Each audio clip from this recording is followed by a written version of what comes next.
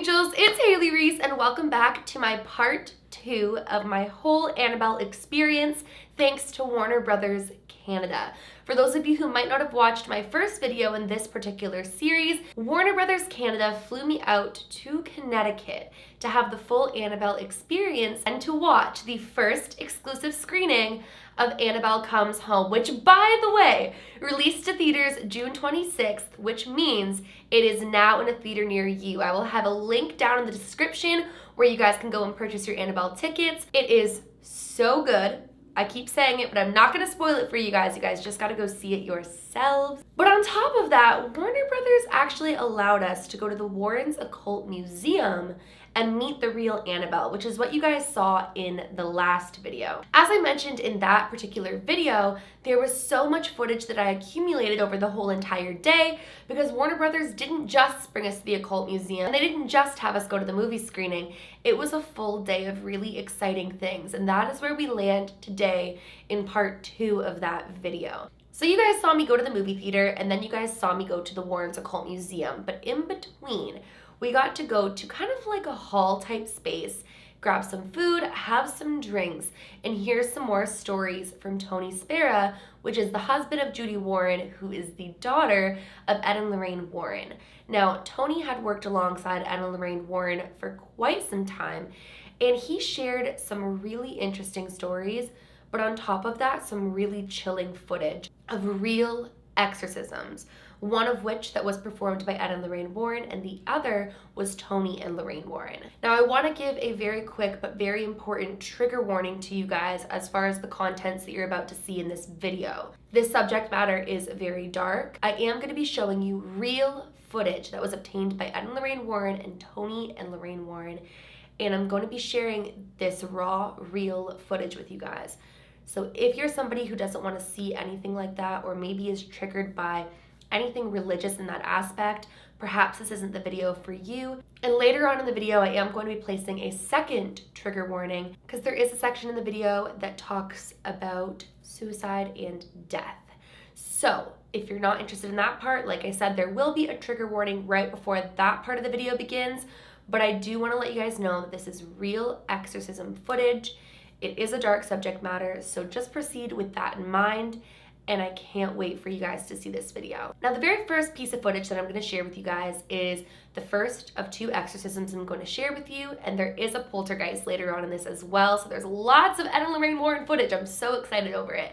But this particular exorcism is one that Tony and Lorraine Warren went out to, and it's really, really nauseating to me in a sense with what's being said and the way that the individual who's possessed is communicating.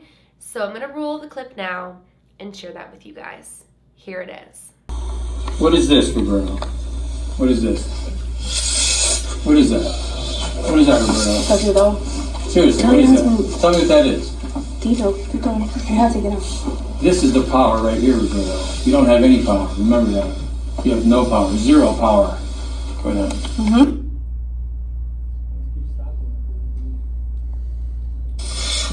This is the power, Jesus Christ.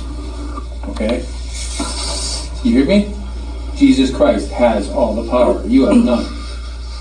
What is your name?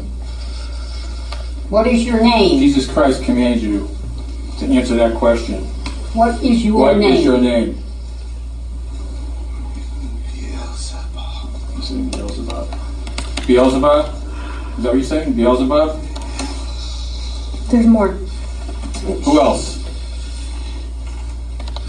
What other entity is inside you? God is commanding you. In the name of Jesus Christ, and all the saints, and all the martyrs, and all the angels command you to answer that question. What is it? Abaddon. Okay, who else? Who else is within you?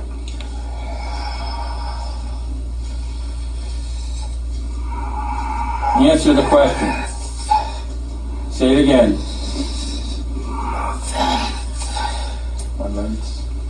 Okay, who else? In the name of Jesus Christ, all the saints. Go ahead.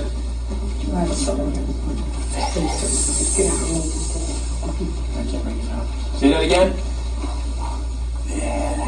Just checking. Why? Why are you in Roberto? Why are you there with Roberto? Jesus Christ doesn't like demonic spirits within a human spirit. Jesus Christ hates demonic spirits to be within a human being. Do you know that? You hate Jesus, huh? So as you guys could see, that was very dark. It actually was a longer clip as well, but I just cut it where I chose to cut it. He gets in like this strange, like almost crab-like position and curls up in the wall, and it's just really creepy. But that is essentially one of the exorcisms that Tony shared with us. Now this next one, Tony's going to begin by letting you guys know the history of the individual and explaining the exorcism tape that you're about to see. After that clip, it's going to roll right on into the exorcism tape. And one thing that I want to note is that during the exorcism, when you look closely, it looks as though he's salivating at the mouth, and when it falls, it turns to blood as it hits his shirt. This is really chilling stuff, you guys, so I'm just going to let Tony take it away and share the backstory, and then it's going to go straight into the exorcism tape. And Lorraine Warren back in 1986. It's the Maurice Theory exorcism case. And there's a book written about it called Satan's Harvest, which goes over the entire case. You can still buy that book on Amazon to reprint. But Ed and Lorraine got called out to Massachusetts, Warren, Massachusetts. And what it was a case of a gentleman, farmer, from Warren, Massachusetts, named Maurice Theory, 42 years old, who would at times come under diabolical possession. And he had numerous exorcisms performed over him. The one you're going to see tonight is the final exorcism that he had performed by Bishop Robert McKenna, who was a bishop of the traditional Catholic Church. Now, people who are familiar with the Roman Catholic faith know that after Vatican II in the 60s, the traditional Catholic Church broke away from Vatican II Council. And what that meant was that they were no longer going to perform the Mass in Latin. The new Mass would have English, it would have different prayers, and it would also have, a handshake of peace and love. A little different than a traditional Catholic Mass, but Bishop McKenna was from the traditional old church. And there is a cemetery that we're going to go to called Stepney. Right next to it is the Our Lady of the Rosary Chapel. That is where Bishop McKenna performed many exorcisms. And now there's a Father Rodriguez there from the traditional church. But Maurice wasn't exorcised at the church. Maurice was exorcised at his home up in Warren, Mass. by Bishop Robert McKenna. He drove up there with Ed and Lorraine. And Maurice had a bad childhood. What you're going to see now, though, is the 8-minute or so exorcism. Now, it was done in 1986. There wasn't any digital photography back then. You guys are kind of young. But I remember wanting to buy a VHS camera for myself, and I couldn't afford it because it was about $2,800 for the camera with the side pack with a big VHS tape in it. Low resolution. It's not anything like today. So when you see it, you'll see it's grainy, but it's reality, it's real. The police officer from Bristol, Roger, he bought that VHS player and he wanted to use it, and Ed says, why don't you bring it to the exorcism, maybe the priest will let us do it, and he did. Let him film it. At the beginning, you're going to see Maurice just sitting in a chair, speaking to one of our investigators named Al, and Al's just talking normally, and Maurice is not under any possession. Then you'll see Maurice standing up, and you'll even hear Ed Warren in the background saying, point it out, Maurice, lift up your shirt. And he lifts up his t-shirt and he exposes these cross-like marks that would appear on his chest and on his back. You're going to see that. It looks almost like someone took a small scalpel and made an X on his back and on his chest. Those would appear spontaneously to Maurice. Maurice would also bleed from no point of origin. He'd bleed from his tear ducts, he'd bleed from his nose, his mouth, randomly. Also, when he came under diabolical possession, he would experience supernatural strength. You know, he'd be stronger than any man in here. He could lift up the front end of a Chevy pickup truck long enough for somebody to change a tire when he called on spirits. That's how strong this 5'6", 150-pound guy could be. So that's the kind of phenomena you look for in a demonically or diabolically possessed individual. People will say, well, how do you know the guy's possessed? How do you know he's not mentally ill? Well, number one is they could be both. They could be mentally ill and possessed. Or they could be just mentally ill or just possessed. But how would you know the possession part? By physical, outward manifestations. That is, speaking in tongues. You know, he had a third grade education, but he could speak in Latin to the priest. Supernatural strength, that's another one. Aversion to religious artifacts and objects, anything religious or spiritual, that's another way. Foul odors emanating from around the person, levitation of the person, that is how you would know someone is not mentally ill but diabolically possessed. So you can see that part where he lifts up his shirt. The next part, he could be sitting in a chair. There'll be 4 investigators behind him, volunteer investigators standing behind him, watching Maurice in case he goes for the priest. They don't know what he's going to do, so they all stand there as guards. He is sitting in the chair. You'll see spittle start to come out of his mouth. Turns to blood when it hits his white t-shirt. You'll see his face start to change a little.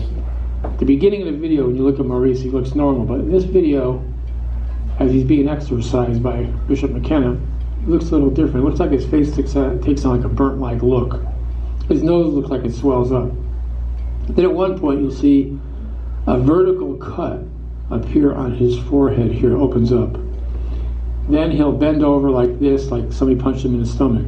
And I asked Ed about that. So why do they do that? And why is the guy bending over during the exorcism rite? And he says, well, that's where the spirit tries to enter, through the solar plexus area.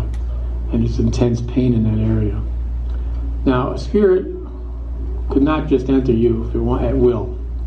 It has to have an invitation of some sort, or you have to have a weak aura. Remember I talked about the aura at the cemetery a little bit to you guys? If you have a chink in your aura, that's where the demonic wants to go. Demonic wants to go towards the weak person. In other words, if you're walking down the street and you're walking with Mike Tyson next to you, right? And you're a little girl. You're walking down the street. The guy wants to rob somebody. Is he going to pick Mike, or is he going to pick the little girl, the young girl, or the old lady? They pick the weak one. Same thing with demonic. If you have a strong spirituality, strong aura, without any chinks in it, it won't get to you. But if you have something that degraded that aura, it could be mental illness, like we talked about. It could be heavy drug use. It could be an aversion to anything religious. You never even thought about God. You don't pray to God. You're a dysfunctional person. You're an argumentative type of a person. Something weakened that aura on you. That's when it attacks.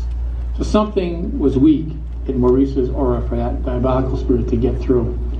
And then you'll hear the priest ask Maurice, he'll say, Maurice, do you feel anything inside of you? At first he won't answer. Then you'll hear Maurice at one point say, I am what I am, when the priest presses him. And then the priest at some point will also say, how many are you? Like wanting to know how many entities are within Maurice. You'll hear him clearly say, the only one, which meant one spirit in him. The priest will whisper to him something in Latin, and Maurice will instantaneously answer him in Latin.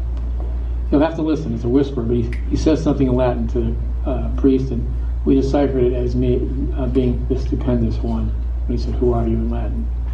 And then at the very end of this, you'll see Maurice's eyes just roll back in his head, and all you'll see are the whites of his eyes as he goes back into the chair. It's a real exorcism. It's not Hollywood hype. It's not made up. It's not staged. It's real. This is how it happened. So I'm going to shut up now and I'll let him play it. Oh yeah. Oh, it's in the light. Wow, lift up the front really good. Lift up the front. See it up in the shoulder?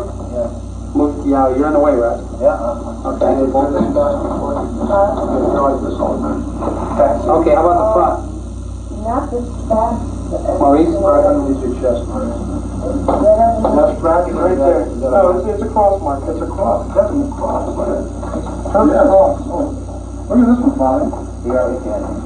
Wait a minute, Maurice. Oh, that's a definite cross. Where's the cross?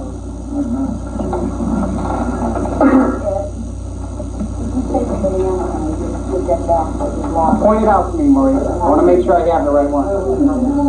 Right there, right? Did that just show up for you? Did that just show up? Yes, it did. I just looked at only one light. I would do. It was just one like this in house. So you turn around and get here? About right over here. About right over here.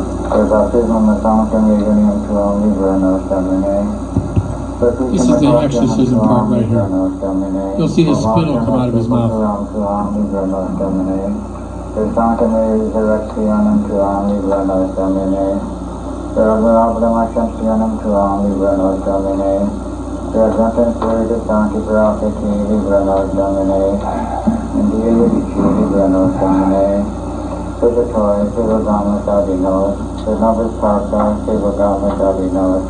But no best and those yards, favor garments out in those. But as around penitentiary, to the trading yards, favor garments out in those. But the trading yards around Santa Maria, consecrated yards, favor garments out in those. But down on the apostolic room, Madame Ecclesiastic corridor, the and Santa Religione, consecrated yards, favor garments out in those.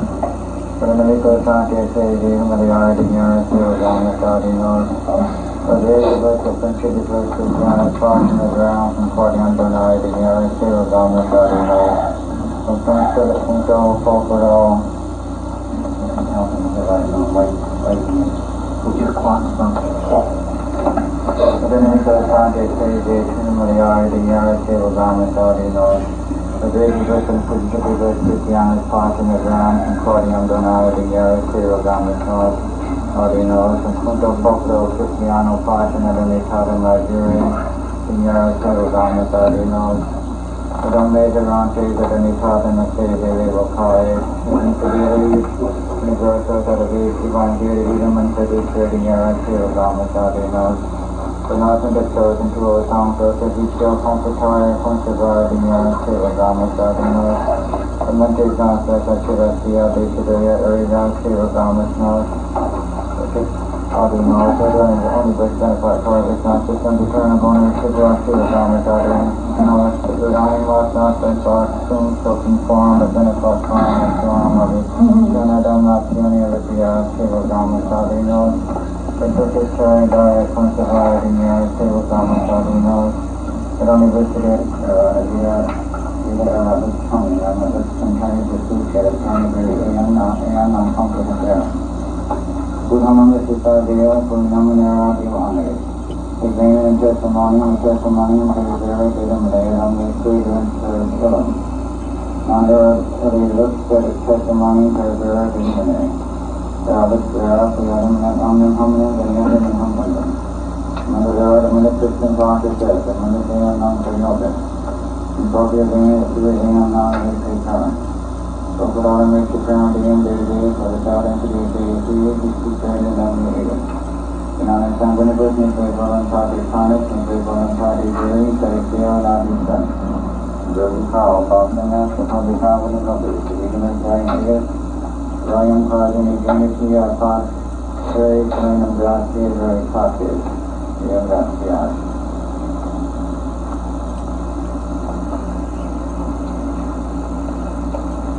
We will share telling the name of our Lord Jesus Christ, the name of the Blessed Virgin. Evil Spirit, tell me your name. Speak. How did you enter, Maurice? Is this God?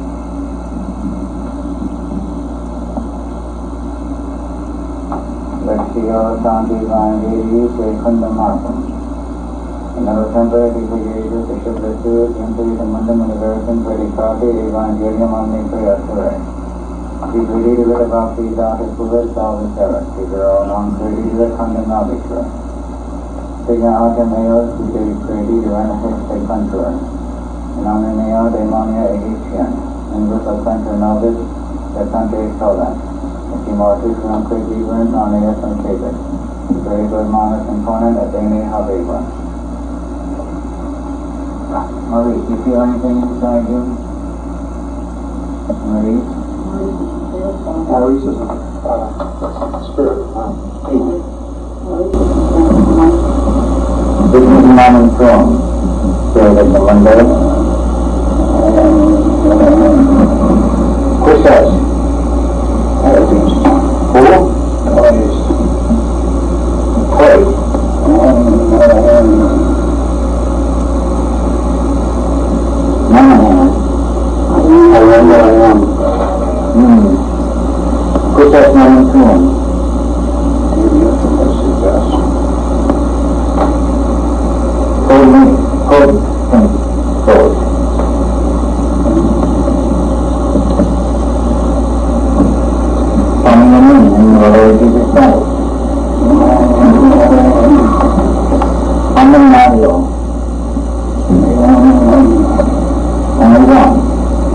did you enter?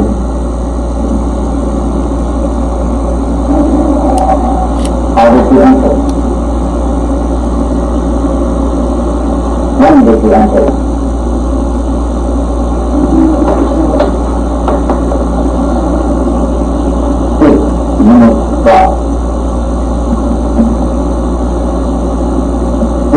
Almighty God, the Creator, and answer my question.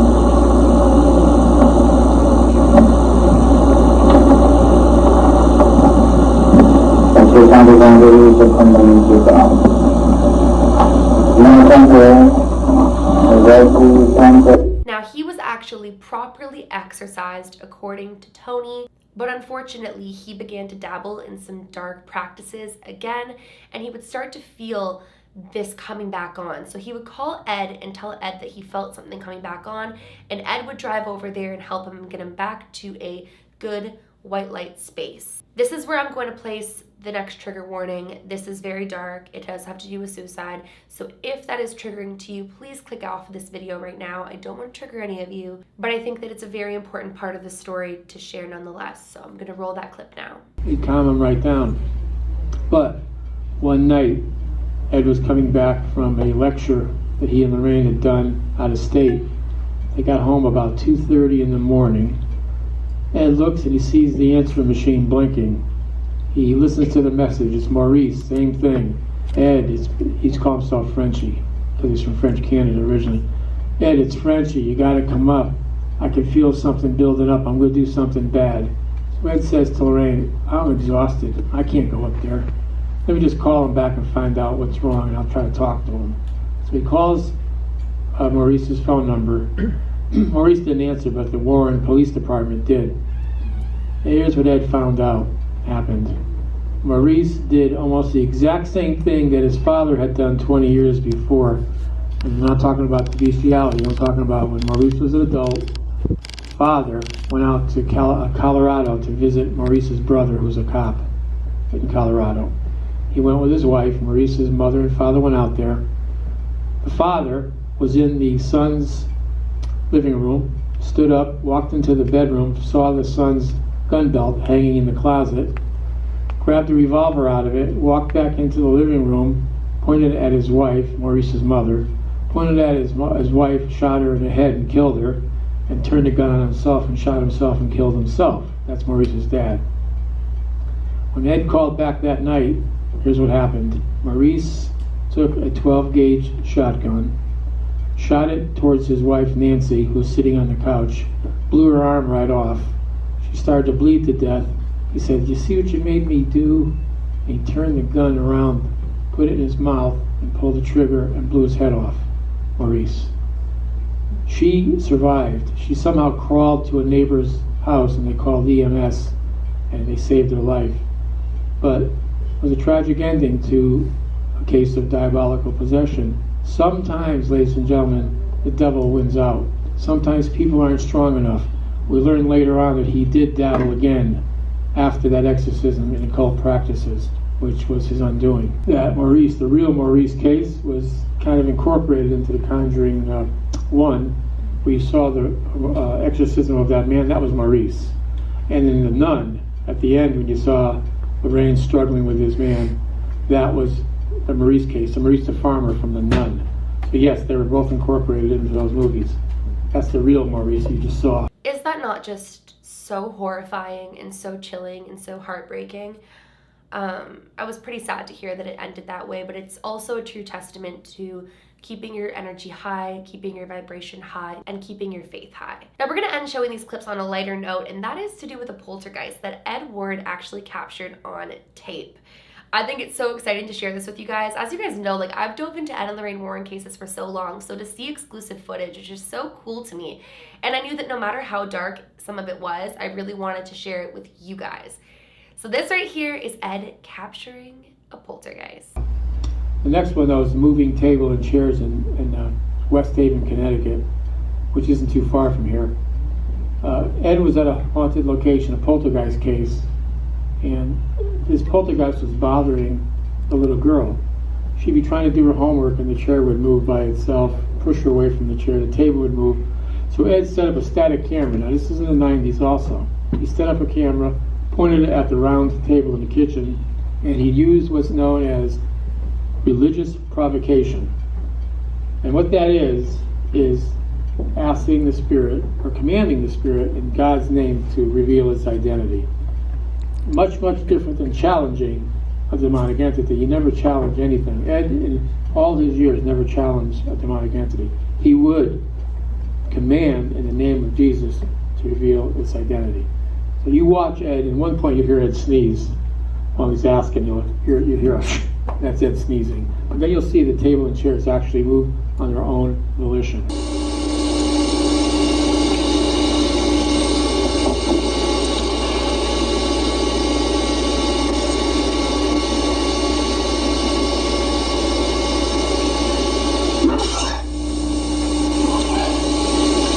In the name of Jesus Christ and the blood of Christ, I command you to reveal your identity in some way.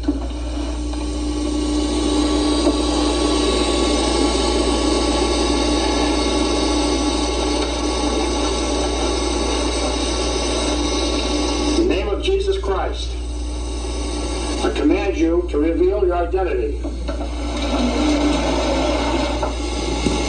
So that right there was some exclusive exorcism footage from Ed and Lorraine Warren, and exclusive poltergeist footage that Ed captured. And I really wanted to share this with you guys. I really wanted to take the time to make it into a whole other video as lengthy as these are, because I just felt like you guys would really enjoy to see this. So let me know in the comments below what you guys thought.